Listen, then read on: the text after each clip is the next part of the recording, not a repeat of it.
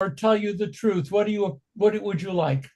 I usually prefer the truth. We like the truth. Do a midrash about it. She went to have her hair done. Oh, Okay? I mean, on your time, she got her on hair. my time, and we discussed this. Wow. Okay. Okay, so good to be together. There is a lot to talk about. Just to do calendar, Wednesday, December 6th at about 10:45, I'm presenting to Sisterhood about the book. Yeah. So 11. Cindy? 11. We need an hour for our meeting. All right. All right, there goes my time. Okay. Sorry.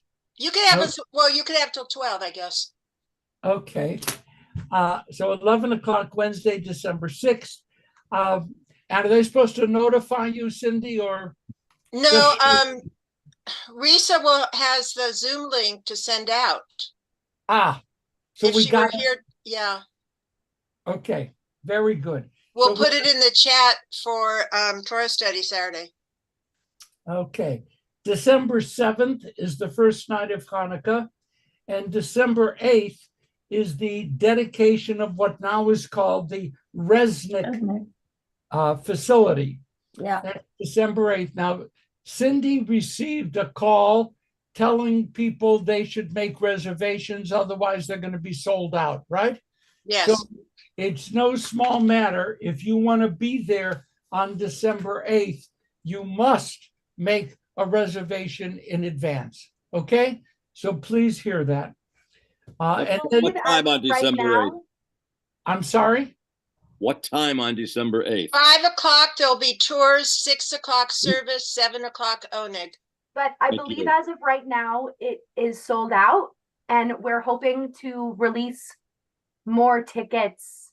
So if you haven't registered yet, you'll be on the wait list, and hopefully we can release more tickets before Friday. Yeah, Toby sent me an email for Sisterhood that they were releasing more seats yesterday. Great.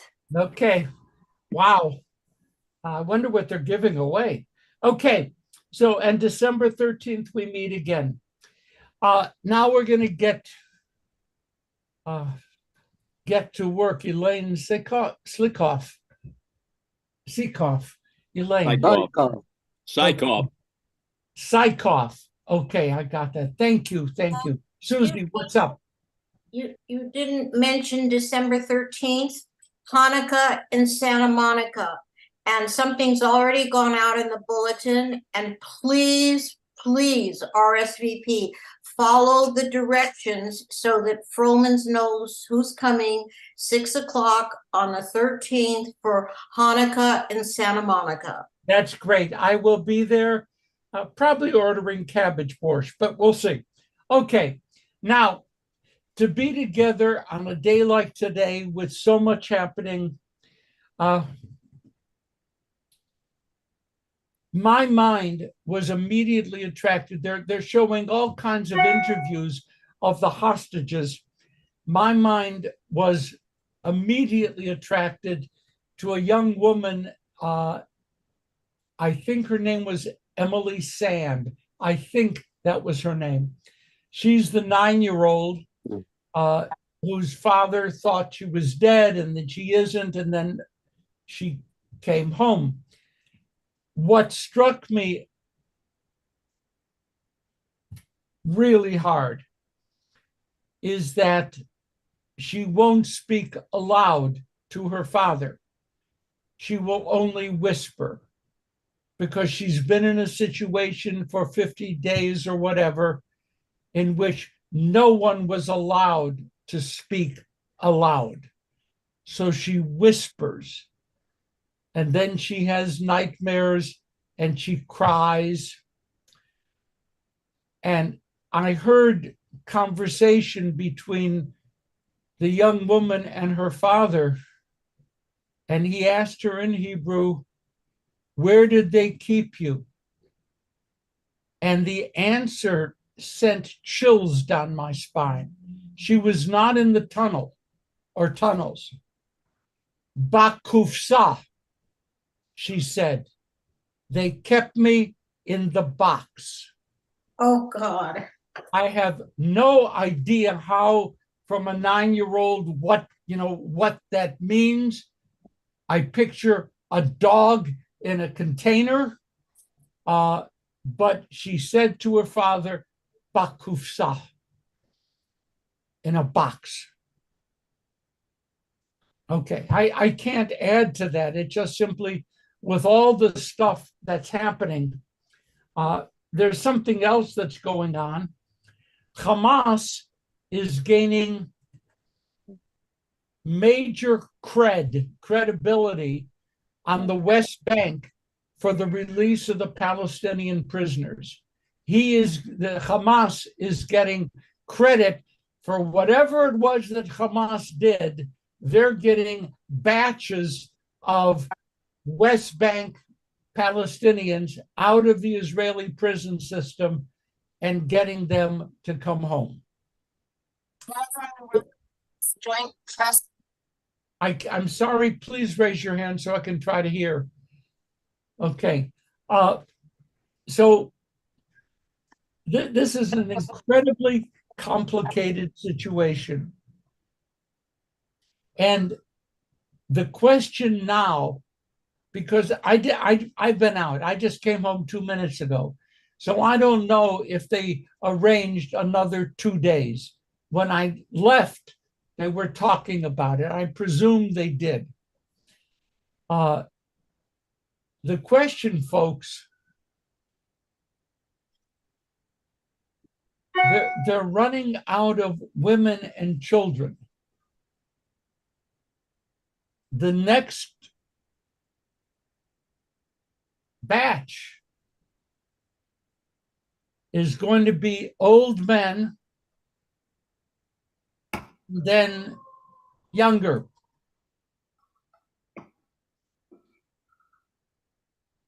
And those final batches, Hamas people, not official, have indicated that they would expect an exchange of something like, let's say there's 100 left. Whatever, these are not real numbers, but approximately.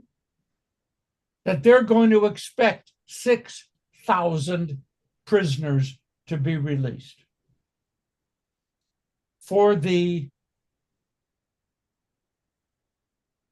prisoners that remain, the hostages that remain. One of the things that I wanted to discuss with us today is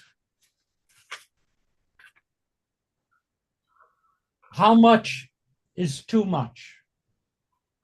And how do you feel about these deals?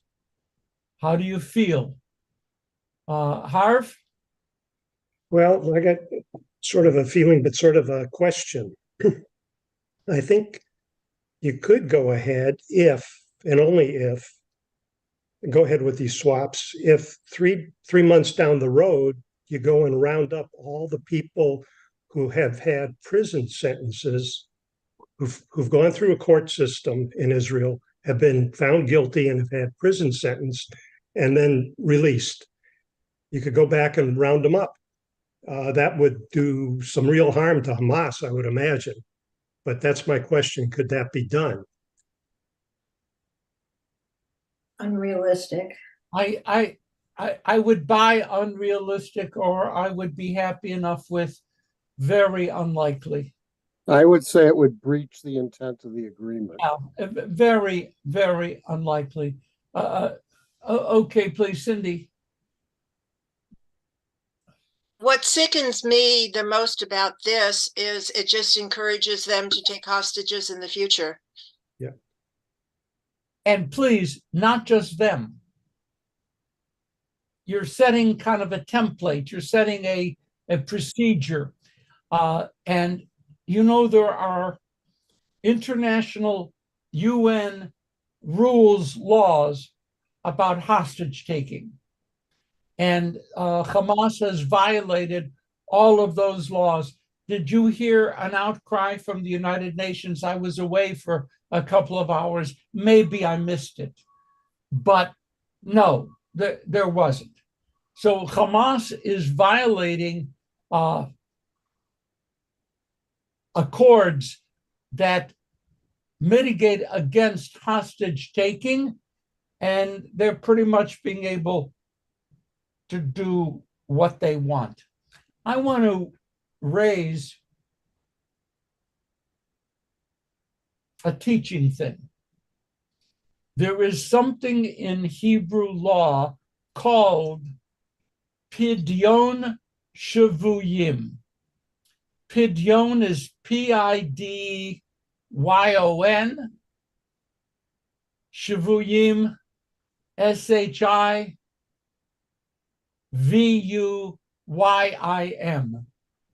Pidyon Shavuyim. You might remember the term Pidyon from another ritual. Do you remember that? Pidyon haben. Pidyon, thank you. Welda, who said that? Okay. Pidyon haben. The redemption of the firstborn son, after 30 days, the ceremony. Pidyon is redemption. Okay? Shvuyim are captives. Pidyon Shvuyim is the halacha, the Jewish law, that deals with the redeeming of captives. I'm going to toss in a couple of other things and indicate, Joanne, I'll be with you in a sec, indicate that this is very complicated. There is also the Jewish teaching of pikuach nefesh.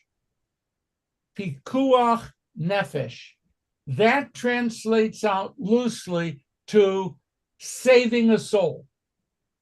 And the example given in the Talmud of pikuach nefesh, if you're walking by on a Shabbat, of course you're walking by on the way to synagogue, that goes without saying. If you're walking by and there is a collapsed wall and somebody is trapped underneath, pikuach nefesh pushes aside the Sabbath restrictions. Okay? Pikuach nefesh, a really important thing. Pikuach nefesh also became involved with Hanukkah because the Syrian Greeks were attacking the Jews on Shabbat. And the Jews were not fighting back because it was Shabbat. And the religious leaders at that time decreed pikuach nefesh. If you're trying to save a life, set aside the other rules. So on the one hand, what goes on with Pidyon Shavuyim, redeeming the captives, and how powerful is pikuach nefesh? Joanne. No, I was just going to say that this is all wrong. I mean, Hamas attacked Israel, killed 1,200 people, took 240 hostages, and now they're getting a release of all their prisoners for no consequence, I think. Got it. Joanne, yesterday I was on a Zoom with the president of the Hebrew College, and he made a presentation, and I thought he left off something important. So, because I have nothing better to do than to be a chutzpahdik, I raised my little electronic hand. Oh, Stanley, yeah, what do you want? I said, there is a serious concern about property issues of the Hebrew Union College in Los Angeles. And he said, Stan, you did it again. You asked a question that didn't have a question mark at the end. Yeah, that's what I did. And then he answered the question without a question mark. Joanne, yours wasn't a question. No, just a statement. It was a statement. And we're going to hold it because I promised to get to it. It's on the curriculum. Okay. Now,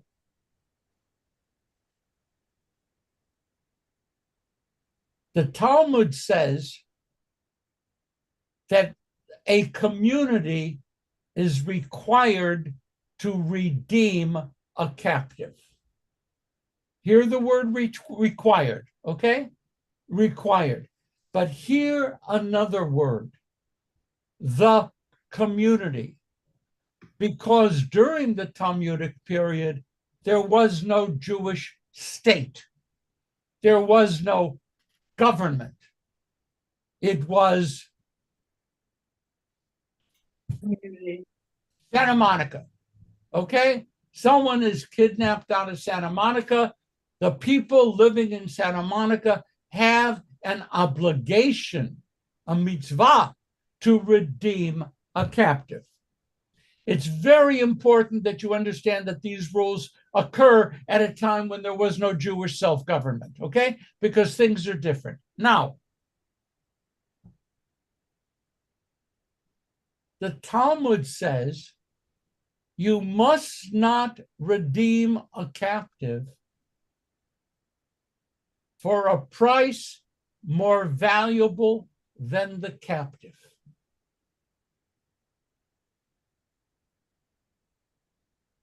You understand that I'm bringing this up before you for conversation.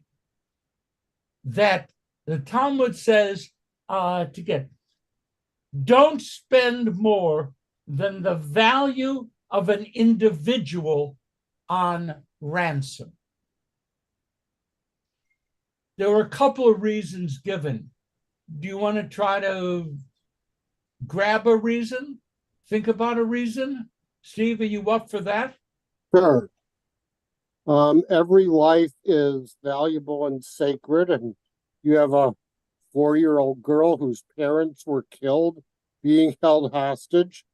We need to get her back. So arguably, no price is too high, but the world should be enraged that to get her back, Israel has to release 10 terrorists.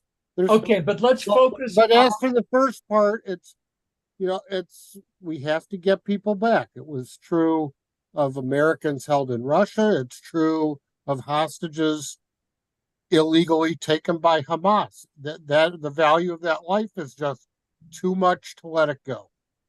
So that whatever you give up can't be too much. Whatever you give up hadn't been too much, wouldn't be too much, and that's not the Talmudic answer. The Talmudic answer is do not spend more for ransom than the value of an individual. And I asked why. I don't think that's I'm saying that's what the value is. Oh yeah, you're saying the value is infinite, and okay, that's not how they parsed it. Anyone else? Herman? Yeah, how do they determine what the value of your own life is? Yes? How can you put a price on a human life? We do it all the time. Come on, Herman. We do it all the time. When we make a decision to knock out an enemy facility in which there are civilians nearby, there is a calculus. I am not saying I agree. I am not saying this is the way to go, but I am saying this is what goes on in the real world. They do these value clarification things. If you're driving down the street and you're losing control of your car, if the car veers to the right, but then you'll hit a curb and a bunch of passersby, if you turn to the right, you're going to go off a cliff. This is the standard values clarification. Do you sacrifice your life for the people on the curb? These are questions people really deal with. Really. Let me go on. Rebecca, please. I knew this was going to be like explosive. Okay. Thank you, Rabbi, so much for giving us that Talmudic explanation, because I was wondering how they came up with one hostage for 3 Palestinians, and it's to prevent extortion. Because look how many Palestinians they gave up for that one soldier. 1,000. Yeah. For Would that be July 4th. considered extortion? So one of the answers in the Talmud is Rebecca's answer. I have to admit that in the Aramaic, they don't use the word extortion, but the purpose is the same, because they will then hijack all kinds, steal, kidnap people, and make a business out of it. And they will go for whatever price. And if you're the kind of folks who believe that human life is infinitely valuable, then you are a prime target for extortion. And the second reason they offer, very interesting. Remember, this is not a Jewish state. The second reason the Talmud offers is you must not deplete the community charity fund by rescuing one person and condemning the poor in your community to no support. I mean, it isn't as if they didn't think, but they thought this. And remember, they were not sovereign. And so they said, if you pay extortionate rates, 2 things are going to happen.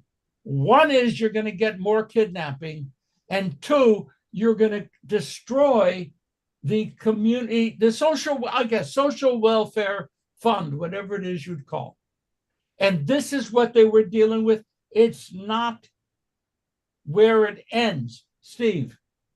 But do you not get to take into account who the captive is? I mean, it'd be very different if they took, I would say, an Israeli soldier compared to a 4-year-old child and what you're trying to accomplish. I don't believe that it's infinite. I just think there are an awful lot of factors and principles that make it a very tough issue. And I don't like this 10 for 1.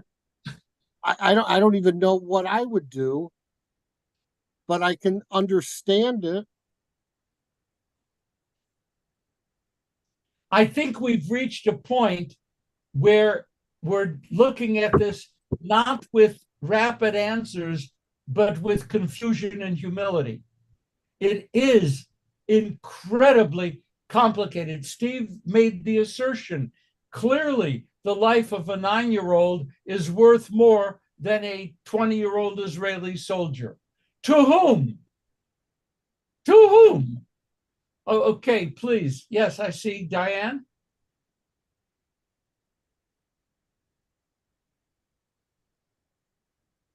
That's a very difficult question. Value to whom? Who's the viewer and who's the beholder? I can't answer that. For anybody else but myself, maybe. And even for myself, I don't think I could. I think I would have nightmares if I made a decision like that. I don't think I could. I wouldn't want to try it. Yeah, but in the real world, oops, Diane, they're throwing it in your face. You're sitting in Doha and you're doing the negotiation, and there you are. I don't care about your nightmares. What's the answer? Do you remember Sophie's Choice? Folks, remember that? When it came out, wow, Sophie's Choice. How do you choose? And at times during the October 7th massacre, there were parents who threw themselves bodily on top of their children, right? They're making a decision. I surrender my life with the possibility of saving my child. By the way, in a number of cases, they were all killed anyway. Now, what about pikuach nefesh? What about he who saves one life? It's as if he saved the world. Didn't you hear that? right? Isn't that Jewish teaching? Boy, in the abstract, folks, it's a wonderful teaching. But how do you live it? How do you live that kind of a question? So the Talmud ends up, Steve, saying that the security forces of the community should decide and not the leaders of the community. And we could extrapolate from that to say, well, then the IDF should make the decisions about, what does it take? You know that this fellow Sinwar was one of the captives released for Gilad Shalit. He is the one who is the mastermind of October 7th. He was released among the 1,000. October 7th, he led a massacre of the Jewish people. Very, very complicated. Someone this morning, I have this little group, 4 guys, who meet every 6 weeks or so. I've mentioned this group to you, one in Canada, one in Israel, one in New York, and one in Santa Monica. And these guys are sophisticated Jewish scholars, and they're also miserable gossips. So we have a great time together. And I was surprised that one of my buddies said, you have to pay whatever is demanded to get back your people. Because getting back your people is more significant than hypotheticals as to what those thousands of released prisoners might do to you. Harv, I know, Harv, don't throw any books at me through the Zoom. But Yeah. this is, go ahead, Harvey, speak with us. Well, I think it gets complicated. Yeah. If very complicated. If you're going to try and put a value on somebody that you're going to get in return for releasing however many people, you have to look at who you're releasing and if you can round them up later, or if these people are going to be a very big threat to others down the road. It's not that simple. And I think that releasing these people, they're not releasing them into Gaza, they're releasing them into the West Bank, which could pose another big problem down the road. Okay, the point is that they're captives from the West Bank. Yes. And the problem is going to be not only in Gaza, but in the West Bank down the road. And I think that the Israelis are just jumping into this saying, okay, we got to get these people back. But at some point, the price is going to be too high. If they can pick and choose who they can release, that might be a better situation for the Israelis. And I'm not sure they can. That would be a question. I don't know. What would move this conversation from theoretical is the reality that right now in Doha, that's what they're talking about. Right now, Steve Miller.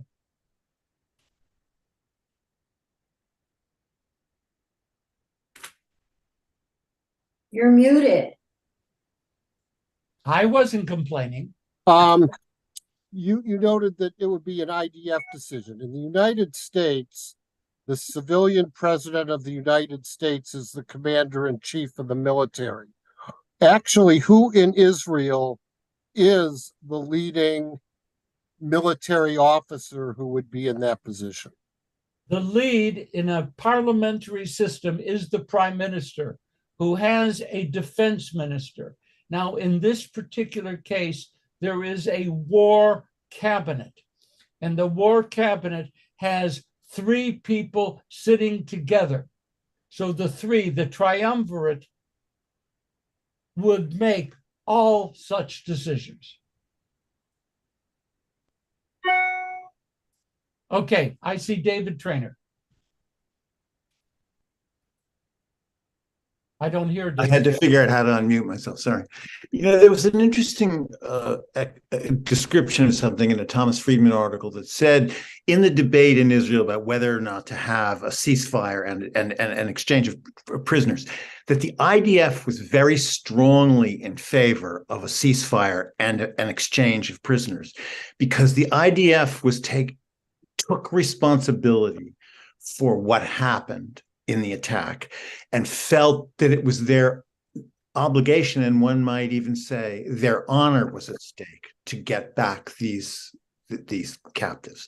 And it was very interesting because the security apparatus in Israel was opposed to it. So in this war cabinet debate, it was the people who took responsibility for what they saw as their own errors who wanted to rectify it by this exchange of prisoners. David, that is spot on. Spot on. Absolutely correct. The military, the intelligence services have already admitted to responsibility. The details will come in the investigation, but there is no question that they are looking at it as these people are hostages because we messed up. And therefore, we're going to try to do whatever they can to bring them back. But in a government situation, does that moral perspective determine the outcome? And it's just a question. I have, to be honest, why should I be honest with you? To be honest, I keep changing my mind. I have become vacillator in chief, because part of me says, what are you talking about? 100 hostages, 6,000 prisoners. And then I say to myself, the 100 hostages are innocents. They're innocents. And we need to do whatever we can to save them. If the war re-begins, the odds of getting them out, I think, what do I know? Plummet. I think the odds plummet. I am firmly standing on both sides of the issue. Howard. The concept of the value of a human life is, to those who aren't familiar with it, is kind of shocking, but it's actually a very standard concept in circles, for example, policy analysis for deciding about how to fix roads or anything like that, safety. And in fact, if you look up in government, in the US government, you can find the declarations of what value do we use for the value of a human life, and it's usually around $3 million currently. And just think of it, imagine a highway that's dangerous, and every year somebody goes over the railing, and it would cost $30 million to fix it. Do you spend $30 million? And the reality is, so that's how you figure out the value of a human life. You see what things does the public not do when they could do it to save human lives. And you find out that many of the things that people do to save human lives are ridiculously high in cost per life. But in the real world, things like fixing highways $3 million. If a highway can be fixed to save lives at that rate, it'll get fixed. And if it isn't, it just sort of is put down as a list of things to do in the future. So the idea of thousands of lives for one life, if this can be used as a good template, it just means that the people haven't thought it through. Pikuach nefesh is very poetic and very nice, as long as you don't take it literally. I remember, and maybe you all do, something like 40 years ago, a scandal broke in the development of airplanes. We discovered that the airplane manufacturers had numbers which indicated acceptable numbers of losses in the rollout of a newly designed airplane. That always has to be. I am so naive. Sorry. I'm a good, quiet person. I didn't think that American Airlines in a back room, someone's going to say, well, we've only lost one plane this year. We're still going with it. And the next year, 2 more planes go down, and then it moves closer to a problem. I didn't want to think that that's the way they measured. But Howard, you're right. That's how they measure. You have to. Otherwise, you're not doing your job. That's how. Within limits, if you remember the Ford Pinto, they did that analysis and paid millions and millions in punitive damages for evaluating where to put the gas tank using that very analysis. Perfect. Please. Yes, Rebecca. I'm just going to throw this in here because it just gives me so much anxiety, especially about those 2 children with the red orange hair that may already be sold on the black market. So what I'm going to throw in is what would make me feel better is if Hamas followed through with letting the Red Cross in there to see how these hostages are doing. Because I think if we knew how these hostages were doing physically and maybe mentally, maybe this negotiation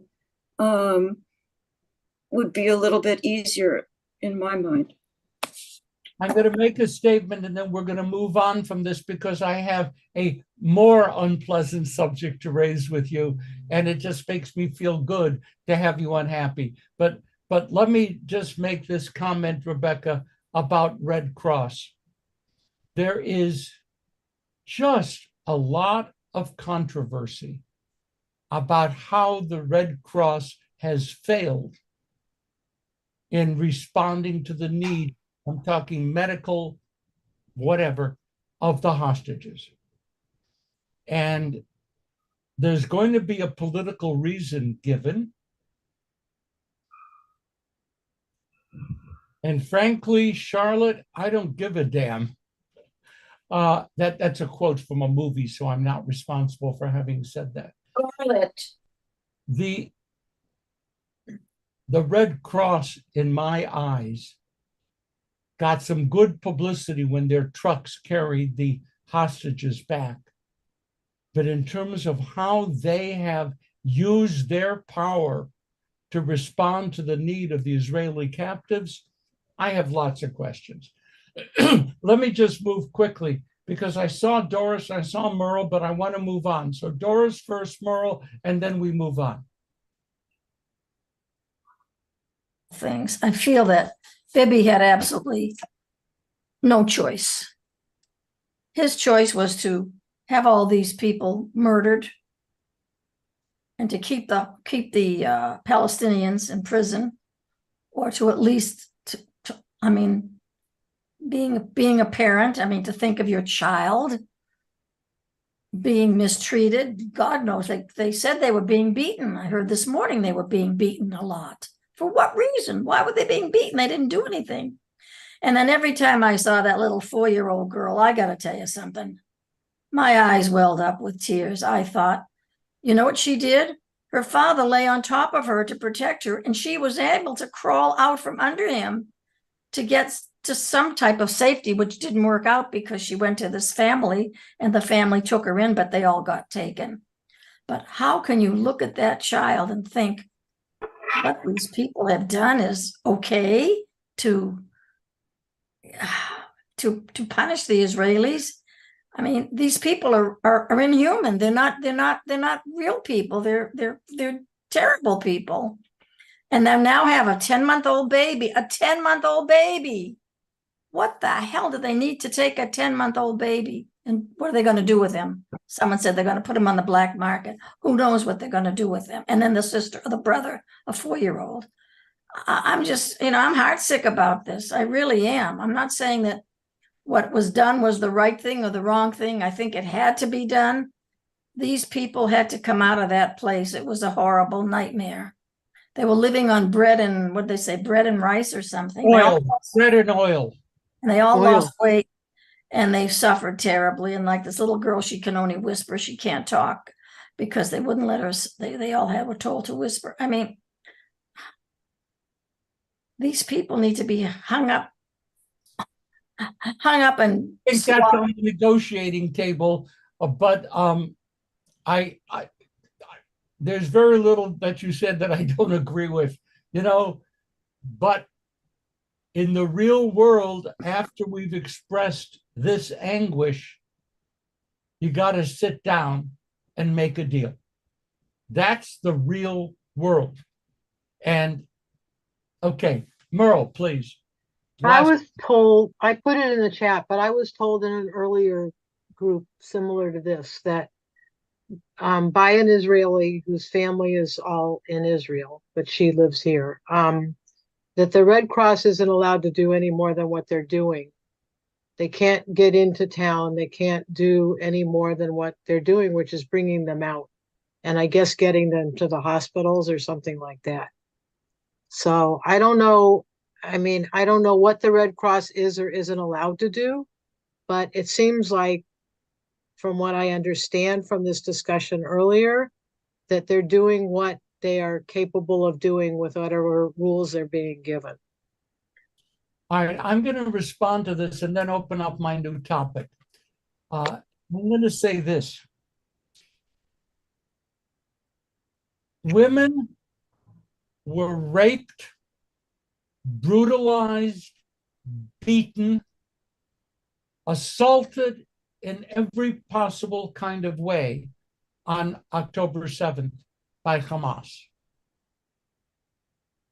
The United Nations has a women's forum, an official, whatever, they meet, they have conferences, they produce papers, maybe even set policy. This women's forum has not taken up the sexual abuse of Israeli women on October 7th. And there comes a time when quiet, passive, loving, gentle Stanley Davids said, you know what, folks? I am sick and tired of people falling back on legitimate excuses not to be of help to our people when we are in need.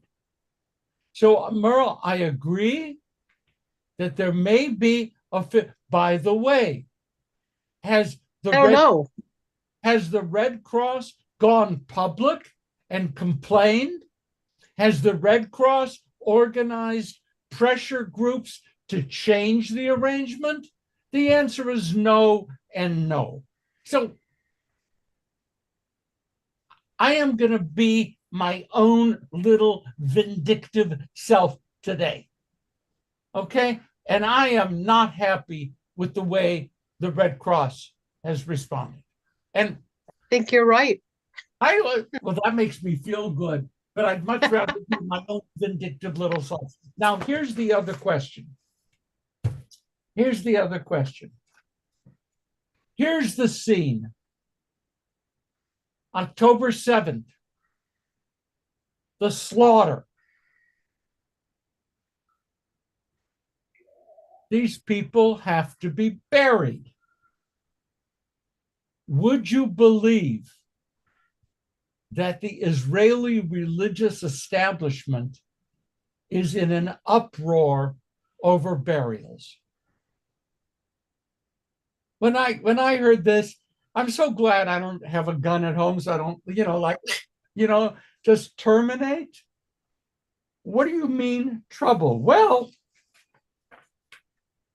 some of those people who died were not halakhically Jewish. Now, there are two kind of categories here. One, if an Israeli Jewish person married a non-Jew from outside of Israel, that person moved to Israel, became a citizen, but never became a Jew. The Orthodox establishment in Israel decided that such victims of the October 7th massacre could not be buried in the main part of a Jewish cemetery. Oh. And if a spouse, if the Jewish spouse, whatever, was also killed, then they would be buried separately. And the other category is in the 1990s, the Russian Aliyah brought more than 550,000 non-halachic Jews to Israel. They came because they wanted to move to Israel. They came because they had fathers who were Jewish or grandfathers who were Jewish, and there was a tradition in the family, but through the male, it doesn't make it halachically Jewish, right? Some of them had children. Many of them had children. And their kids serve in the IDF. But they're not halachically Jewish because the mother was not halachically Jewish. Then they get killed, the kids. And the rabbinate wanted it to be that soldiers killed in defense of Israel could not be buried in the main part of a Jewish cemetery. So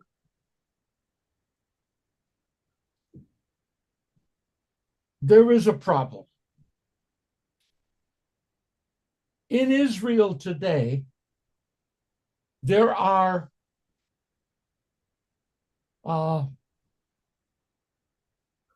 civil burial societies.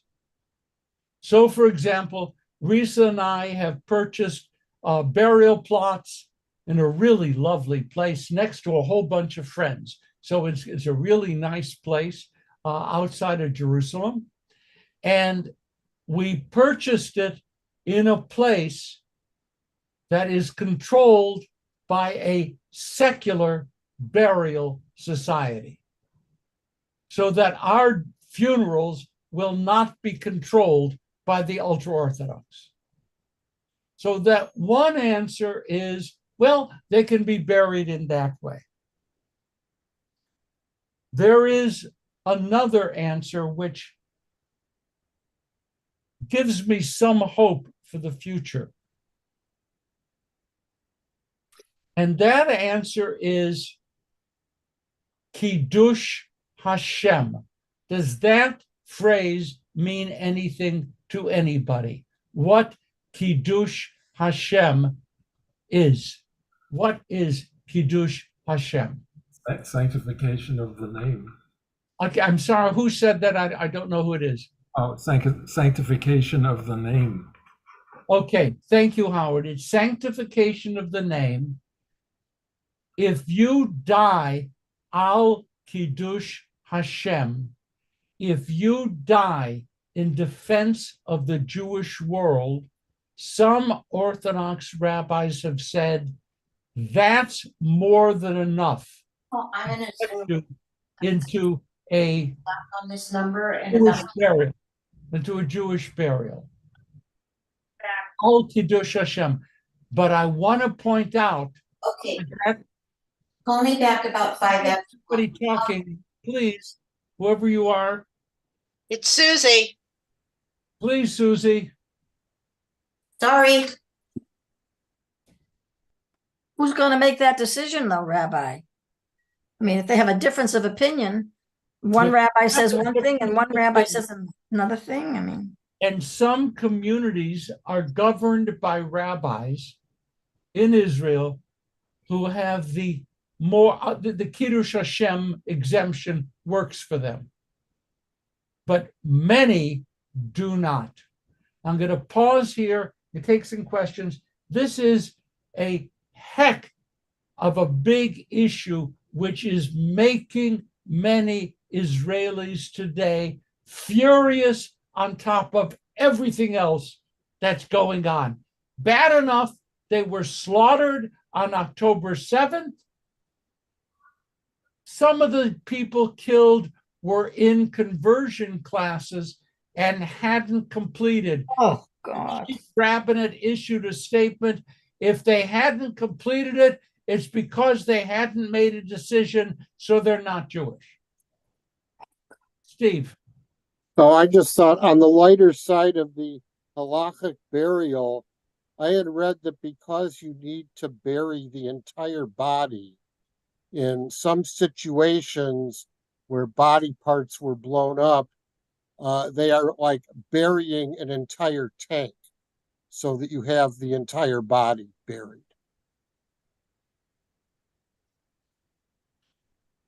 Steve, in Jewish medical ethics, if, for example, there was the amputation of a major limb, the major limb must be buried, not discarded, must be buried.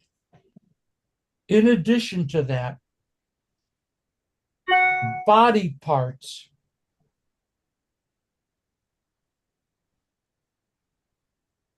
I don't like this conversation. Body parts following explosions, and this means a hand, a foot, body parts must be rescued and buried. In addition, many of the attendees at that rave, the dance thing where, way over 100 were killed in their cars. The cars were subjected to the inspection of Israeli traditional burial societies so that the blood could be rescued and buried. Oh, God. We know that blood is the largest organ, no, skin is the largest organ of the body. Blood, very important. How important?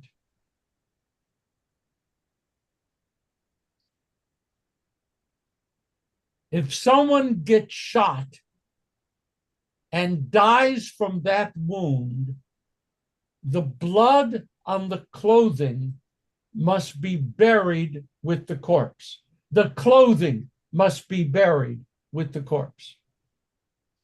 If, however, the person was shot, blood got on the clothes, and survived, then it's treated with much less seriousness. Where's the purse? In the kitchen.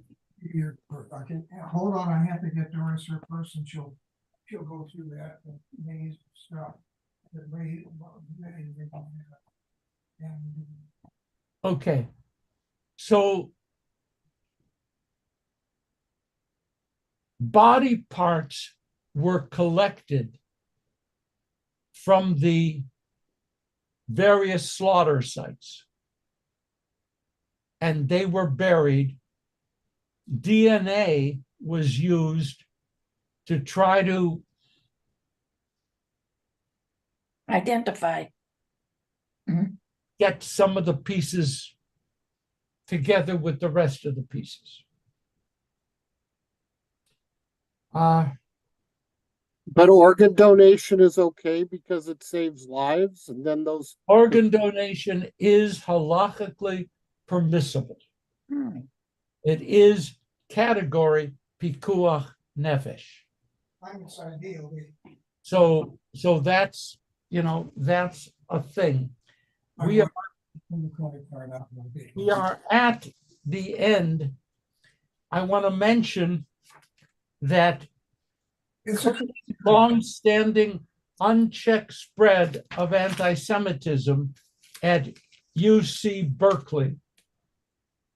The Louis D. Brandeis Center for Human Rights has now filed a complaint on behalf of Jewish students, yesterday filed, alleging that the campus is a hotbed of anti-Jewish hostility and harassment, and the university is being sued. There's going to be more of that. You're looking for good news. Oh, don't you think so? Elon Musk visited Israel. I mean, okay, well, I'm happy to hear that, because the thing is, okay, with whoever It's Doris. very responsible people, and It's Bob talking at Doris's. she's Can not. Hannah mute her? She's not here.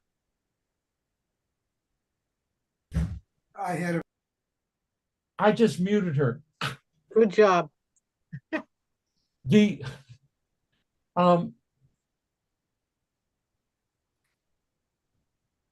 there is a kind of whitewashing that occurs.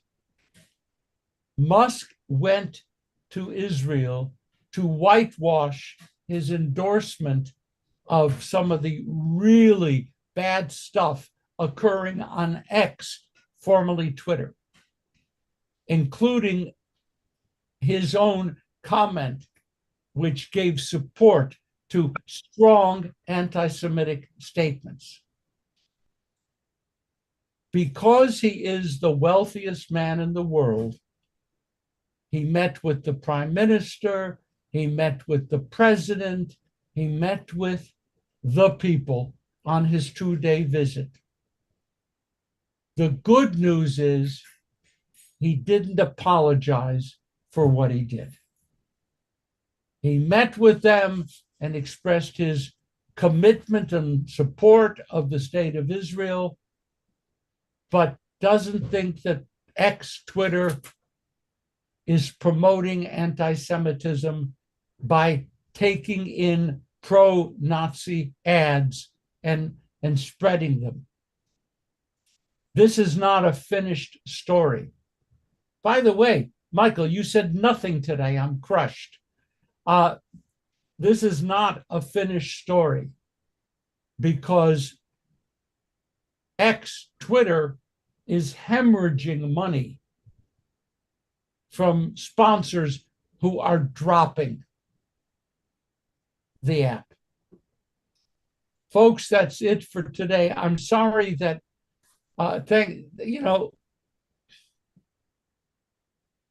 I'm so grateful that our numbers are growing, that people are coming here to talk about what's going on, current events in the Jewish world. I am looking forward to the time when we can talk about latkes and hamantaschen and the Diet Coke and the things that are really important in the world. Love you all.